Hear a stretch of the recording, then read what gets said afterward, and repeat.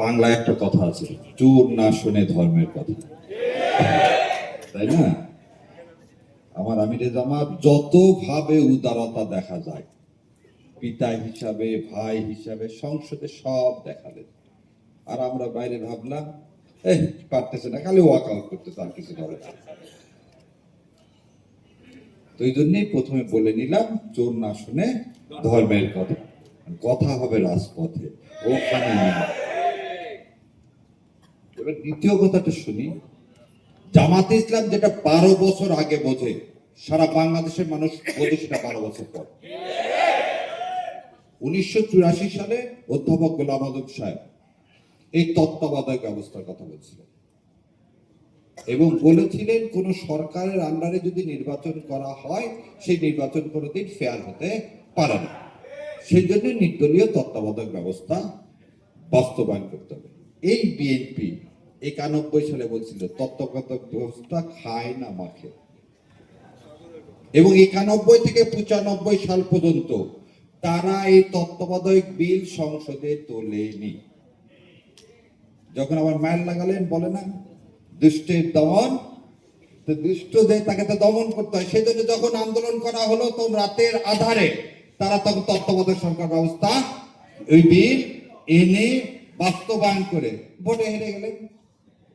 তার মানে বিএনপির ইতিহাস হচ্ছে, বিএনপিকে ছোট বাচ্চার মতো শাসন না করলে, আদর দিলেও বানরের মতো মাথায় উঠে যাচ্ছে, ও কথা শুনতে। একটা অনুষ্ঠানে দেখলাম আমার ভাই শিশির মনির এবং আমার আর এক ব্যারিস্টার ভাই, তারা স্বরাষ্ট্রমন্ত্রী ও আইনমন্ত্রীকে প্রশ্ন করছিল যে চলেন সংসদে যে কোনো জায়গায় ডিবেট করেন। আজকে আমি ডিবেট না, আজকে আপনাদের মাধ্যমে সারা দেশের কাছে প্রশ্ন রেখে যাচ্ছি। যদি এই প্রশ্নের উত্তরগুলো দেয়, জুলাই সনদ বাস্তবায়ন করা দরকার না। যদি প্রশ্নের উত্তর দিতে না পারেন, কালকে সংসদ থেকে জুলাই বাস্তবায়ন করবেন। চলেন 1 নম্বর বলি, বঙ্গভবনে গেছিলেন সেদিন কোন আদেশের বলে? এই সংবিধানের কোথায় আছে সেনাপ্রধান ডাকলে আপনাকে বঙ্গভবনে যেতে হবে? নাই তো। আচ্ছা, সেদিন 5 তারিখ সন্ধ্যাবেলা কোন আদেশের বলে বেগম খালেদা জিয়াকে আপনারা মুক্তি দিলেন? আপনার আইনমন্ত্রী বললেন কি, যে আদেশ হয়নি 74 সালের পর।